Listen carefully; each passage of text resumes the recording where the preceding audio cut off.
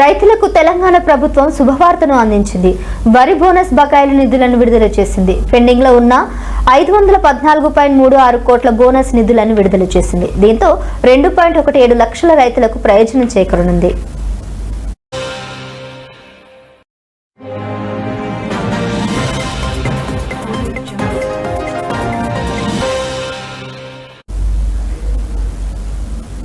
వరి రైతులకు సన్నవడ్లకు క్వింటాల్కు 500 రూపాయల చొప్పున బోనస్ ఇస్తామని ప్రభుత్వం ప్రకటించింది. ఈ బోనస్ ద్వారా 2025 నుంచి 2026లో ఖరీఫ్ సీజన్లో సాగు చేసిన 2 లక్షల మందికి పైగా రైతులకు ప్రయోజనం కలగనుంది.